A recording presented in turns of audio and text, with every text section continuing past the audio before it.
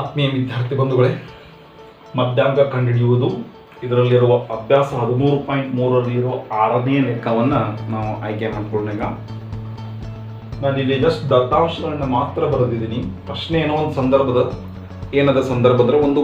ಒಂದು ಸ್ಥಳೀಯ ದೂರವಾಣಿ ಮಾರ್ಗದರ್ಶಿ ಟೆಲಿಫೋನ್ ಡೈರೆಕ್ಟರಿ, ದೂರವಾಣಿ ಮಾರ್ಗದರ್ಶಿ ಅಂದರೆ ಟೆಲಿಫೋನ್ ಡೈರೆಕ್ಟರಿಯಿಂದ ಯಾದೃಚ್ಛಿಕವಾಗಿ 100 ಉಪನಾಮಗಳನ್ನು ಅಂದರೆ ಸರ್ ನೇಮ್ ಆರಿಸಲಾಗಿದೆ ಮತ್ತು ಉಪನಾಮಗಳಲ್ಲಿರುವ ಆಂಗ್ಲ ಭಾಷಾ ಅಕ್ಷರಗಳ ಸಂಖ್ಯೆಯ ಆವೃತ್ತಿ ವಿತರಣೆಯನ್ನು ಕೆಳಗಿನಂತೆ ಪಡೆಯಲಾಗಿದೆ.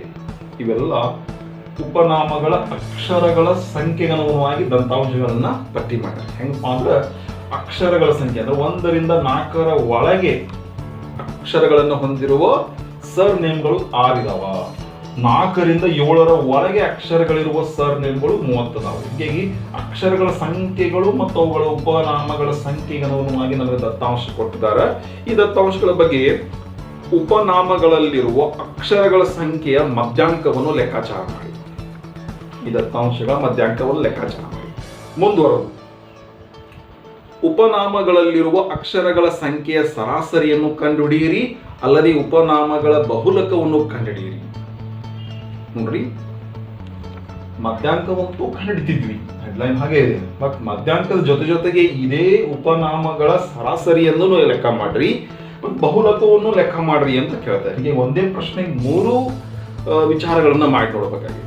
ಒಂದು ಸರಾಸರಿ, ಬಹುಲಕ, ಮಧ್ಯಾಂಕ. ನಾವು ಈಗಾಗಲೇ ಪ್ರತ್ಯೇಕವಾಗಿ ಅಂತೂ ಮಾಡೀವಿ. ಈಗ ಪ್ರತ್ಯೇಕವಾಗಿ ಮಾಡುವಂಥ ಜ್ಞಾನ ಇತ್ತು ಅಂದ್ರೆ ಎಲ್ಲಾನು ಒಂದೇ ಲೆಕ್ಕಕ್ಕೆ ಬಳಸೋದು. ಸೊ ಅಂತ ಒಂದು ಲೆಕ್ಕ ನಾನು ಮಾಡಿ ತೋರಿಸ್ಬೇಕು ಅಂತ ನಿಮ್ಗೆ ಅನ್ಕೊಂಡಿದ್ದೀನಿ. ಈಗ ಈ ಒಂದು ಲೆಕ್ಕ 3 ಸರಾಸರಿ, ಬಹುಲಕ ಮತ್ತು ಮಧ್ಯಾಂಕವನ್ನ ಮಾಡೋ ಪ್ರಯತ್ನ ಮಾಡೋಣ. ಈಗ ಮೊದಲು ಮಧ್ಯಾಂಕವನ್ನ ಲೆಕ್ಕ ಮಾಡೋಣ. ಹಾಗಾದ್ರೆ ಈ ದತ್ತಾಂಶಗಳಿಗೆ ಮೊದಲು ನಾವು ಮಧ್ಯಾಂಕವನ್ನ ಲೆಕ್ಕ ಮಾಡೋಣ. ಸೊ ಮಧ್ಯಾಂಕ ಲೆಕ್ಕ ಮಾಡುವಾಗ ಈ ದತ್ತಾಂಶಗಳು ನಮಗೆ ಕಂಬ ಸಾಲಾಗಿ ಬರ್ಕೊಳ್ಳೋಣ. ಸೊ ಕಂಬ ಸಾಲಾಗಿ ಮೊದಲನೇದು ವರ್ಗಾಂತರ, ಎರಡನೇದು ಆವೃತ್ತಿ, ಮೂರನೇದು ಸಂಚಿತ ಮೊತ್ತ.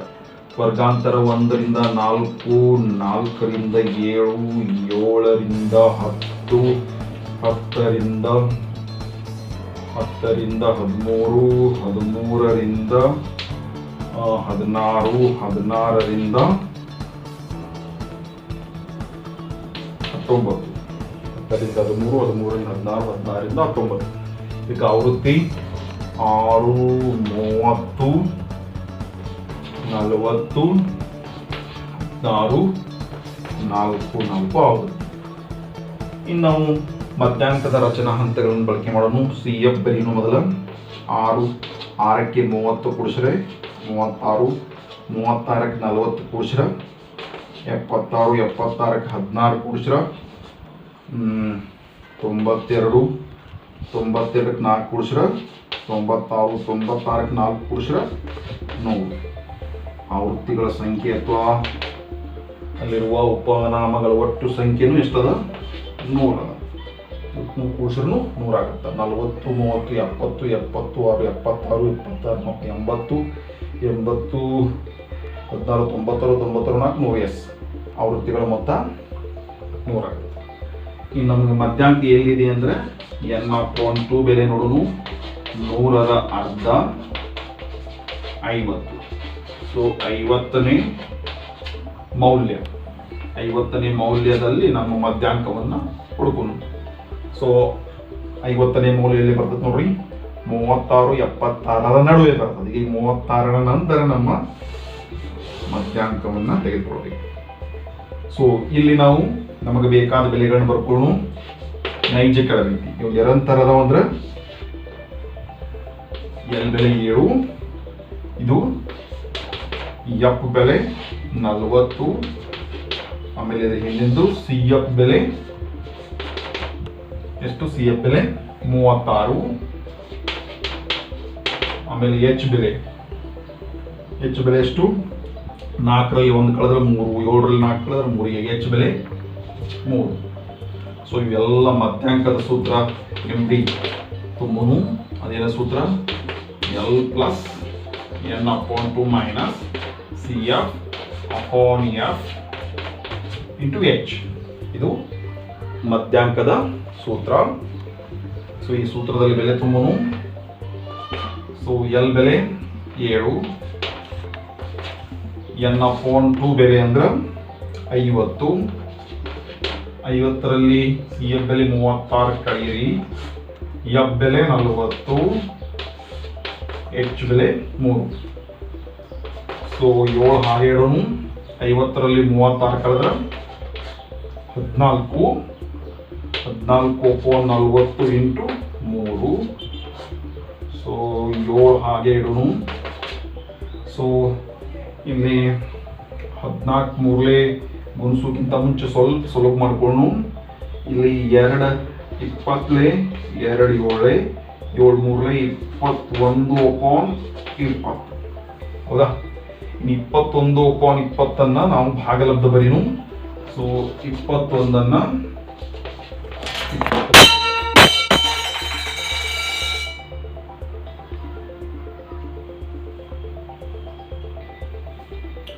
21ರಲ್ಲಿ 20ರಲ್ಲಿ ಭಾಗಲಬ್ಧ ಬರೆಯೋಣ. ಸೊ 21ರಲ್ಲಿ 20 ಒಂದು ಉಳಿತು, ಪಾಯಿಂಟ್ ಕೊಟ್ಟ. 1 0 ತೊಗೊಂಡ್ರು ಸಣ್ಣದಾಗತ್ತ. ಅವಾಗ ಇಲ್ಲೊಂದು 0 ಇಲ್ಲೊಂದು 0 ಬರೀನು. ಸೊ 25ಲೆ 100. ಸೊ ಇದ್ರ ಭಾಗಲಬ್ಧ ಎಷ್ಟು? 7 ಪ್ಲಸ್ 1.05.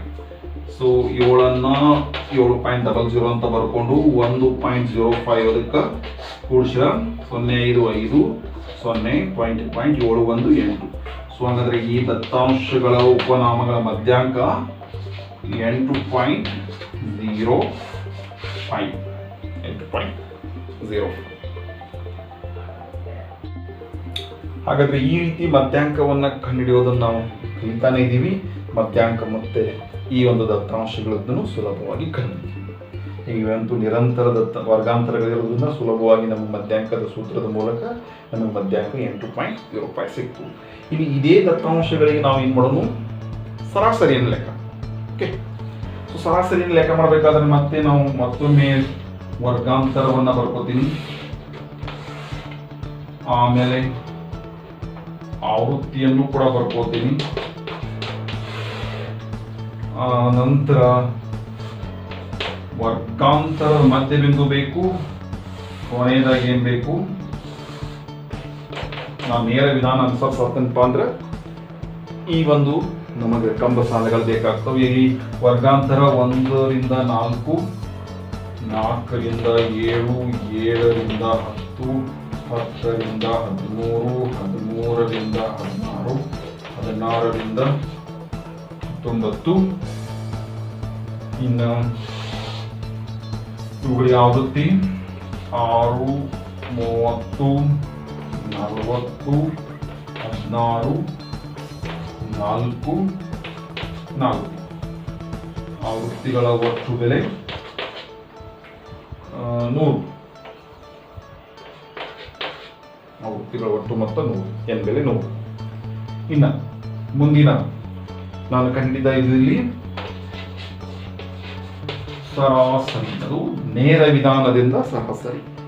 ಇನ್ನು ಈ ಸರಾಸರಿಯನ್ನ ಲೆಕ್ಕ ಮಾಡಬೇಕಾದ್ರೆ ನನಗೆ ಎಕ್ಸ್ ಅನ್ನೋದು ಏನಾಗಿರ್ತೈತಿ? ವರ್ಗಾಂತರ ಕೊಟ್ಟಾಗ ವರ್ಗಾಂತರದ ಮಧ್ಯಬಿಂದು ಆಗಿರ್ತದೆ. ಈಗ ವರ್ಗಾಂತರದ ಮಧ್ಯಬಿಂದು ಹೆಂಗೆ ಕಂಡಿತಾರು? ಕೆಳಮಿತಿ ಮೇಲ್ಮಿತಿ ಕೂಡಿಸ್ರಿ, ಅರ್ಧ ಬೆಲೆ ಬರೀ. 1, 4 ಕೂಡಿಸ್ರೆ 5, 5ರ ಅರ್ಧ ಅಂದ್ರೆ 2.5. 4, 7 ಕೂಡಿಸ್ರಿ 11, 11ರ ಅರ್ಧ ಅಂದ್ರೆ 5.5.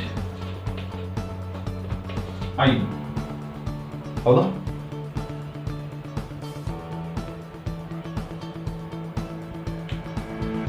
ಇಲ್ಲ ಇನ್ನು ಇದೇ ರೀತಿ ಮಾಡ್ತಾ ಹೋಗ್ರಿ, ಅಥವಾ ಇದನ್ನ ಏನ್ ಹೆಚ್ಚು ಮಾಡಿ ಬರೆದಿದೆ ಅನ್ನೋದು ತಿಳ್ಕೊಳ್ತಿದ್ರಂದ್ರೆ ಇದನ್ನ ಹೆಚ್ಚು ಮಾಡ್ತಾ ಹೋಗಿ. ನೋಡ್ರಿ 2.5ಕ್ಕೆ 5.5 ಅಂದ್ರೆ 3ಅನ್ನ ಹೆಚ್ಚು ಮಾಡಿ ಬರಿತಾ ಇದೆ. ಈ 3ಅನ್ನ ಹೆಚ್ಚು ಮಾಡ್ತಾ ಹೋಗಿ. ಅಥವಾ ಇನ್ನೊಂದು ನೋಡ್ರಿ 7, 10 ಅಂದ್ರೆ 17, 17ರ ಅರ್ಧ ಅಂದ್ರೆ 8.5. ಬಟ್ ಇದು 3 ಕೂಡಿಸಿದ್ರು 8.5 ಆಗುತ್ತೆ ನೋಡ್ರಿ. 3 ಕೂಡಿಸ್ತಾ ಬರೆದ್ರೆ 8.5 ಮತ್ತು 3 ಕೂಡಿಸ್ರ 11.5 ಮತ್ತು 3 ಕೂಡಿಸ್ರ 14.5 ಮತ್ತು 11 ಕೂಡಿಸ್ರ 3 ಕೂಡಿಸ್ರ 17.5. ಹೌದಾ? ಇನ್ನು ಎಪೆಕ್ಸ್ಗಳು. ಸೊ ಇದನ್ನು ಗುಣಲಬ್ಧ ಕರೆಕ್ಟಾಗಿ ಬರೀನು. ಸೊ 2.5 ಆರ್ಲೆ. ಓಕೆ, ಸೊ ಇದು ಪಾಯಿಂಟ್ ಇಲ್ಲ ಅಂತ ಅನ್ಕೊಂಡ್ರೆ 25 25 ಆರ್ಲೆ ಎಷ್ಟಾಗುತ್ತೆ ನೋಡ್ರಿ, 150. ಸೊ 150 ಹೆಂಗೆ ಬರೀನು 15.0. ಹಂಗಿದ್ ನೋಡ್ರಿ 5.5 ಇಂಟು 35. ಸೊ ಇದು ನಾನು 55 ಇಂಟು 30 ಅಂತ ಅನ್ಕೊಂಡು ಗುಣಿಸ್ತೀನಿ. ಸೊ ಉತ್ತರದಲ್ಲಿ 0.1 ಒಂದನೇ ಸ್ಥಾನಕ್ಕೆ ಪಾಯಿಂಟನ್ನು ಬಿಂದು ದಶಮಾಂಶ ಬಿಂದುವನ್ನು ಬರೀಬೇಕು. ಸೊ ನೋಡ್ರಿ 35 150 ಕೈಲ 15 35 ಮತ್ತು 150 ಮತ್ತು 15 ಅಂದ್ರೆ 165 ಒಂದನೇ ಸ್ಥಾನಕ್ಕೆ ದಶಮಾಂಶ ಬಿಂದು. ಸೊ ಇದನ್ನು ಗುಣಾಕಾರ ಮಾಡಿದ್ರೆ ಇಷ್ಟ ಆಗತ್ತೆ. ಓಕೆ, ಇನ್ನು ಇದನ್ನ 85 ಅನ್ಕೊಡ್ರಿ, ಇದು 40 ಅನ್ಕೊಡ್ರಿ. 45 200 20 ಕೈಲ 48 320 20 ಅಂದ್ರೆ 340. ಸೊ ಅದು ಎಕ್ಸಾಕ್ಟ್ 340 ಆಗತ್ತೆ. ಒಂದನೇ ದಶಮಾಂಶ ಸ್ಥಾನ ಬಿಂದು ಇಟ್ಟರೆ. ಇನ್ನು 16 ಮತ್ತು 11.5 ಗುಣಿಸೋದ. ಹೀಗೆ ಕೂಡ 16ನ 115 ಗುಣಿಸಾತೀವಿ ಅನ್ಕೊಳ್ಳೋಣ. 16 80 ಕೈಲ 8 ಹೌದಾ. 16 8 ಅಂದ್ರೆ 24 ಕೈಲ 2 ಮತ್ತು 16 2 ಅಂದ್ರೆ 18. ಸೊ ಇದು 184.0 ಆಗುತ್ತೆ. ಇನ್ನು ಇದನ್ನು 114.5 4 ಗುಣಿಸೋದ. ಸೊ 4 ಗುಣಿಸೋದು. 4 5 20 ಕೈಲ 2 4 4 16 2 18 ಇಲ್ಲ 1 4 1 4 1 5 ಇದು 58 ಆಗುತ್ತೆ. ಇನ್ನು ಕೊನೆಯದಾಗಿ 17.5 4 ಗುಣಿಸೋದು. ಸೊ 4 5 20 ಕೈಲ 2 ಆಮೇಲೆ 4 7 28 2 ಅಂದ್ರೆ 30 ಕೈಲ 3 0 ಬರೀತಿನಲ್ಲಿ. 4 1 4 3 7. ಸೊ ಇದು ಎಕ್ಸಾಕ್ಟ್ಲಿ 70 ಆಗುತ್ತೆ. ಸೊ ಎಕ್ಸಾಕ್ಟ್ಲಿ 70 ಅಂದ್ರೆ 70.0. ಸೊ ಇವುಗಳ ಮೊತ್ತ ಕಲ್ಲಿನ ಮೊತ್ತ ಏನಪ್ಪ ನೋಡ್ರಿ 0 0 0 ಅಂದ್ರೆ ಪಾಯಿಂಟ್ ಹಾಗೆ ಬರ್ತದೆ 0. ಸೊ 8 4 12 12 5 17 17 5 17 5 20 17 5 22 7 8 7 2 9 9 ಇದು 14 14 8 22 22 4 26 26 6 26 6 32 32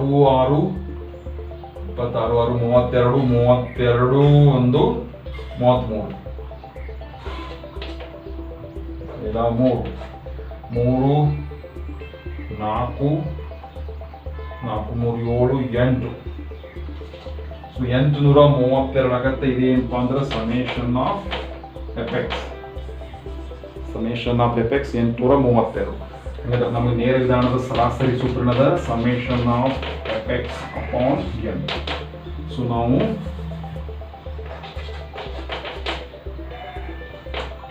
ಎಂಟುನೂರ 32 100 ಭಾಗಾಕಾರ ಮಾಡಿ ಬರೀಬೇಕು. ಸೊ 100 ಭಾಗಾಕಾರ ಮಾಡಿ ಬಂದಾಗ ಇದು 8.32 ಆಗುತ್ತೆ. ಸೊ ಇದರ ಸರಾಸರಿ 8.32. ಸೊ ಇದನ್ನು ನೈರ ವಿಧಾನದಲ್ಲಿ ಮಾಡೋದ್ರಿಂದ ನಿಮ್ಗೆ ಸ್ವಲ್ಪ ಗುಣಲಬ್ಧದಲ್ಲಿ ಪರ್ಫೆಕ್ಟ್ನೆಸ್ ಇತ್ತು ಅಂದರೆ ಈಸಿಯಾಗಿ ನಿಮ್ಗೆ ಉತ್ತರ ಸಿಗ್ತದೆ. ಸೊ ಇದು ಸರಾಸರಿ ಆಯಿತು. ಇನ್ನು ಬಹುಲಕ ಬೇಕು. ಸೊ ಮಧ್ಯಾಂಕ ಅಂತೂ ಸಿಕ್ತು, ಸರಾಸರಿ ಸಿಕ್ತು, ಇನ್ನು ಬಹುಲಕ ಬೇಕು. ಬಹುಲಕಕ್ಕೆ ನಾವು ಏನಾದರೂ ದತ್ತಾಂಶಗಳನ್ನ ಇದ್ದ ಸ್ಥಿತಿಯೊಳಗೆ ಇರಲಿ, ಅವ್ರು ಅಡ್ಡ ಸಾಲದಾಗ ಕೂಡಲಿ ಕಂಬ ಸಾಲದಾಗ ಕೂಡಲಿ, ಹೇಗೆ ಇದ್ದ ಸ್ಥಿತಿಯೊಳಗೆ ನಾವು ಯಾವ ರೀತಿ ಬಹುಲಕ ಕಂಡಿಡ್ತೀವಿ ಅಂತ ನಿಮ್ಗೆ ಗೊತ್ತದ. ಏನ ಇದ್ದ ಸ್ಥಿತಿಯೊಳಗೆ ಬಹುಲಕ ಕಂಡಿಡ್ತೀನೋ ಅದಕ್ಕೆ ಸ್ವಲ್ಪ ಈ ಮಧ್ಯಾಂಕವನ್ನು ತೆಗೆದು ಹಾಕ್ತೇನೆ. ಹಾಗಾದರೆ ಮಧ್ಯಾಂಕ ಸರಾಸರಿ ಬೆಲೆ ಸಿಕ್ಕವ್ರಿಗೆ ಮಧ್ಯಾಂಕದ ಉತ್ತರ ಮಾತ್ರ ಇಲ್ಲಿ ಬರೆದಿದ್ದೀನಿ ನಾನು. ಇನ್ನು ಬಹುಲಕವನ್ನು ಕಂಡು ಬಹುಲಕವನ್ನು ಕಂಡು ನೋಡ್ರಿ ಸೊ ಬಹುಲಕವನ್ನ ಕಂಡುಹಿಡಿಯಕ್ಕೆ ಮುಖ್ಯವಾಗಿ ನಿಮಗೆ ಸೂತ್ರ ಗೊತ್ತಿರಬೇಕು. ಸೊ ಸೂತ್ರ ಏನದ ನೋಡ್ರಿ, ಬಹುಲಕ ಮೋಡ್ ಅಥವಾ MO ಇಸ್ ಈಕ್ವಲ್ ಟು ಬಹುಲಕ L plus F1 minus F0 2F1 minus F0 minus F2. ಇದು ಸೂತ್ರದ ಬಹುಲಕ. ಈ ಸೂತ್ರದೊಳಗೆ ನಿಮ್ಗೆ ಎರಡು ಬೇಕು, ಎಲ್ ಬೇಕು. ಎಲ್ ಅಂದ್ರೆ ಏನು? ಎಲ್ಲಿ ನಮ್ಮ ಬಹುಲಕ ಅಡಗಿದೆ ಅದರ ನೈಜ ಕೆಳಬಿದ್ದಿ. ಹಾಗಾದ್ರೆ ಬಹುಲಕ ಅಡಗಿದೆ ಎಲ್ಲಿ ಅಂತ ತಿಳ್ಕೊಳ್ಳೋದು, ಅತಿ ದೊಡ್ಡ ಆವೃತ್ತಿ ಯಾವ್ದು ನೋಡ್ರಿ. ಅತಿ ದೊಡ್ಡ ಆವೃತ್ತಿ ಅಂದ್ರೆ ಇದು, ಹೆಚ್ಚಿನ ಆವೃತ್ತಿ ಬೆಲೆ ಇದೆ ಏನು, F1 ಬೆಲೆ. ಸೊ F1 ಬೆಲೆ 40. ಅದರ ಹಿಂದಿನ ಆವೃತ್ತಿ F0 30. ಅದರ ಮುಂದಿನ ಆವೃತ್ತಿ F2, ಇದು F0. ಸೊ F2 ಬೆಲೆ ಎಷ್ಟು? 14. ಆಮೇಲೆ H ಬೆಲೆ ಒಂದು ಬೇಕು. H ಬೆಲೆ ಚಾರ್ಟ್ ಮಾಡಿವಿ ನಾವು 3 ವರ್ಗಾಂತರದ ಗಾತ್ರ. ಸೊ ಇವುಗಳನ್ನೆಲ್ಲ ಕೂಡ ನಾವು ಈ ಸೂತ್ರ ತುಂಬಬೇಕು. ಎಲ್ ಅಂದ್ರೆ ಏನಪ್ಪಾ ಅಂದ್ರೆ ಬಹುಲಕ ಇರುವ ಅಥವಾ F1 ಎಲ್ಲದ ಅಲ್ಲಿ ಇರುವ ನೈಜ ಕೆಳಮಿತಿ ಅಂದ್ರೆ ಅದೆಷ್ಟು? 7. ಸೊ ಹಾಗಾದ್ರೆ ಬಹುಲಕದ ಸೂತ್ರದಲ್ಲಿ ತುಂಬನು ಎಲ್ ಬೆಲೆ 7, F1 ಬೆಲೆ 40, F0 ಬೆಲೆ 30, 2F1 ಬೆಲೆ ಅಂದ್ರೆ 40, F0 ಬೆಲೆ ಅಂದ್ರೆ 30, F2 ಬೆಲೆ ಅಂದ್ರೆ 16, ಆಮೇಲೆ H ಬೆಲೆ ಅಂದ್ರೆ 3. ಸೊ 7 ಹಾಗೆ ಬರೀನು. ಸೊ 40ರಲ್ಲಿ 30 ಕಳೆದ್ರೆ ಎಷ್ಟು? 10. ಆ 10 ಈ 3 ಗುಣಾಕಾರ ಮಾಡ್ಕೊತೀನಿ. ಈ 42ರಲ್ಲಿ 80, ಇವೆರಡು ಸಜಾತಿಯದ ಕೂಡಿಸ್ರಿ.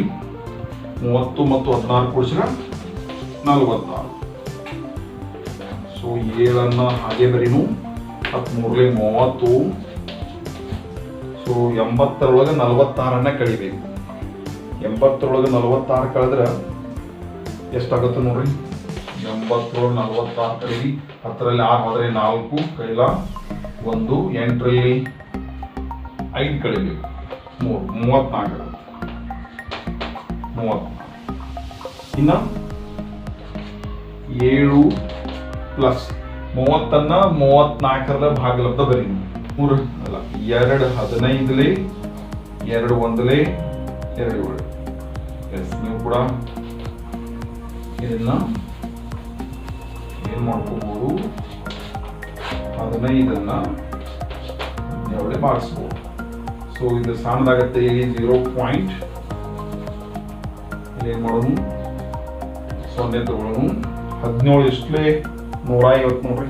ಹಾಗಾದ್ರೆ 17 8ಲೆ 136 ನೋಡ್ರಿ. 17 10ರಲ್ಲಿ 6 ಕಳೆದ್ರೆ 4 ಕೈಲ 1, 5ರಲ್ಲಿ 3 1 4 1 0 0 14 ಉಳಿತು. ಇನ್ನೊಂದು ಸ್ಥಾನ ಹೋಗೋದಾದ್ರೆ ಏನ್ ಮಾಡೋನು, ಹೆಂಗೋ ಪಾಯಿಂಟ್ ಕೊಟ್ಟೇವಿ, ಇನ್ನೊಂದು 0 ತಗೊಳ್ಳೋನು. ಸೊ ಮತ್ತೆ 17 8ಲಿಂದ 136 ಆಗತ್ತ. ಸೊ 4 ಉಳಿತದ. ಸೊ ಇದೇ ಇದು ಭಾಗಕಾರ ಮುಂದುವರಿಲಿ, ಹಿಂಗ ಮುಂದುವರಿತದ. ಬಟ್ ನಾವೇನ್ ಮಾಡೋನು ಏನ್, ಹಾಗಾದ್ರೆ ಇದ್ರ ಭಾಗಲಬ್ಧ ಅನ್ನ ನಾವು 7ಕ್ಕೆ ಕೂಡ್ಸೋನು. ಎಲ್ ಬೆಲೆ 7 ಈ ರೀತಿ ಬರ್ಕೋನು 0.00. ಇದ್ರ ಭಾಗಲಬ್ಧ 0.88 8 7 ಪ್ಲಸ್ 0.88 ಅನ್ನ ಕೂಡಿಸಿದ್ರೆ 7.88.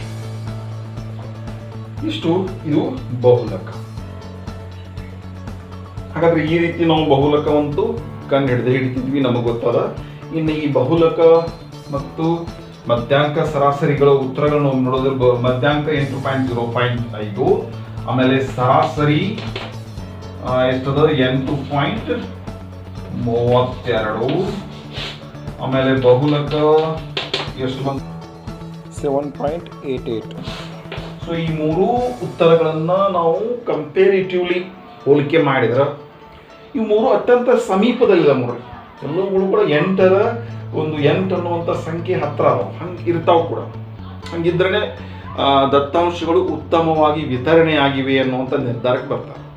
ಈಗ ನೋಡ್ರಿ, ಇವೆರಡು ಮೂರು ಕೂಡ ಒಂದು ವಿಶೇಷವಾಗಿ ಸಂಬಂಧವನ್ನು ಹೊಂದಿವೆ. ಹೀಗೆ ನೀವು ಮೂರು ಒಂದೇ ಕಡೆ ಇರೋದ್ರಿಂದ, ಸಮೀಪದಲ್ಲಿ ಬರೋದ್ರಿಂದ ಇವುಗಳನ್ನು ಕೇಂದ್ರೀಯ ಪ್ರವೃತ್ತಿ ಅಳತೆಗಳಂತಲೂ ಕರೀತಾರೆ. ಯಾವ್ಯಾವು? ಮಧ್ಯಾಂಕ, ಸರಾಸರಿ, ಬಹುಲಕಗಳನ್ನು ಕೇಂದ್ರೀಯ ಪ್ರವೃತ್ತಿ ಅಳತೆಗಳು ಅಂತಲೂ ಕರೀತಾರೆ. ಯಾಕೆ ಕರೀತಾರೆ? ಕಾರಣ ಇದೆ.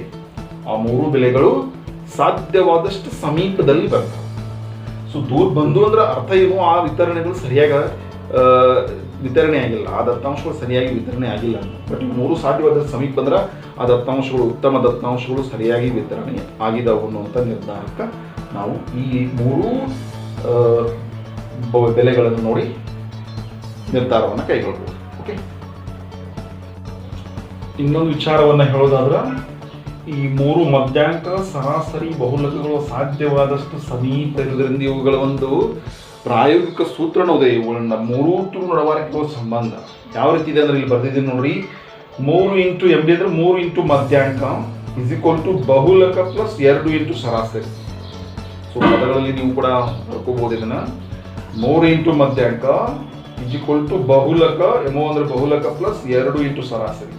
ಇದನ್ನ ಈ ಎಲ್ಲಾ ಬೆಲೆಗಳಿಗೆ ಹೋಲಿಕೆ ಮಾಡಿದಾಗ ಸಾಧ್ಯವಾದಷ್ಟು 3 × ಮಧ್ಯಾಂಕದ ಬೆಲೆ ಮತ್ತು ಬಹುಲಕ ಪ್ಲಸ್ 2 × ಸರಾಸರಿ ಬೆಲೆ ಎರಡನ್ನೂ ಕೂಡಿಸಿದಾಗ ಸಾಧ್ಯವಾದಷ್ಟು ಸಮೀಪದಲ್ಲಿ ತುಂಬಾ ಹತ್ತಿರವಾಗಿರ್ತವೆ. ಇದನ್ನು ನೀವು ಇದು ಒಂದು ಸೂತ್ರ ಅಂತ ಅನ್ಕೋಬಹುದು. ಬಹುಲಕ, ಮಧ್ಯಾಂಕ ಮತ್ತು ಸರಾಸರಿ ನಡಬಾರ್ಕಿನ ಸಂಬಂಧದ ಸೂತ್ರ. ಈ ಸಂಬಂಧದ ಸೂತ್ರಕ್ಕೆ ಸಂಬಂಧಪಟ್ಟಂಗೆ ಮುಂದಿನ ಒಂದು ವಿಡಿಯೋ ಮಾಡೋಣ. ಇದರಲ್ಲಿ ಯಾವುದಾದ್ರೂ 2 ಅಂಶಗಳನ್ನು ಕೊಟ್ಟು 3ನೇ ಅಂಶವನ್ನ ಕೇಳುವಂತ ಚಾನ್ಸ್ ಇರ್ತದೆ, ಅಥವಾ ಬಹುಲಕವನ್ನ ಸರಾಸರಿವನ್ನ ಬೇರೆ ರೀತಿಯಲ್ಲಿ ಯಾವುದಾದ್ರೂ ಒಂದು ಕೊಟ್ಟು ಇನ್ನೊಂದು ರೀತಿಯಲ್ಲಿ ಕೇಳುವಂಥ ಚಾನ್ಸ್ ಇರುತ್ತೆ ಈ ಒಂದು ಸಂಬಂಧವನ್ನು ಬಳಸಿ. ಈ ಸಂಬಂಧದ ಬಗ್ಗೆ ಮುಂದಿನ ಇದರಾಗಿ ವಿಡಿಯೋ ಮಾಡೋಣ. ಸೊ ಇದನ್ನ ಪದಗಳಲ್ಲಿ ಸ್ವಲ್ಪ ಅರ್ಥ ಮಾಡ್ಕೊಡ್ರಿ. 3 × ಮಧ್ಯಾಂಕ = ಬಹುಲಕ ಪ್ಲಸ್ 2 × ಸರಾಸರಿ. ಈ ಒಂದು ಸಂಬಂಧದ ಬಗ್ಗೆ ಮುಂದಿನ ವಿಡಿಯೋದಲ್ಲಿ ಮಾತಾಡ್ತಾ ಈ ಒಂದು ಲೆಕ್ಕವನ್ನ ಒಂದೇ ದತ್ತಾಂಶಗಳಿಗೆ 3 ರೀತಿಯ ವಿಚಾರಗಳನ್ನು ನಾವು ಕಲಿಯಕ್ಕೆ ಪ್ರಯತ್ನ ಪಟ್ಟಿವಿ. ಈ ರೀತಿ ನೀವು ಕೂಡ ಇನ್ನು ಹಲವಾರು ಪ್ರಶ್ನೆಗಳನ್ನು ಬಿಡಿಸಿ ನೋಡ್ರಿ ಅಂತ ಹೇಳ್ತಾ, ಪರೀಕ್ಷೆಯಲ್ಲಿ ಮಾತ್ರ ಯಾವುದಾದ್ರೂ ಒಂದನ್ನು ಕೇಳ್ತಾರೆ ಅಥವಾ ಈ ಸಂಬಂಧಕ್ಕೆ ಸಂಬಂಧಪಟ್ಟಂಗೆ ಏನಾದರೂ ಕೇಳ್ಬೋದು. ಪರೀಕ್ಷೆಯಲ್ಲಿ ಒಂದೇ ದತ್ತಾಂಶ ಮೂರೂ ರೀತಿ ಲೆಕ್ಕ ಮಾಡಿ ಅಂತ ಕೇಳುವುದು ಕಡಿಮೆ. ಓಕೆ, ಈ ಒಂದು ಲೆಕ್ಕವನ್ನು ಪ್ರಾಕ್ಟೀಸ್ ಮಾಡಿ ಅಂತ ಹೇಳ್ತಾ ಈ ವಿಡಿಯೋನ ಮುಗಿಸೋಣ. ಧನ್ಯವಾದಗಳು.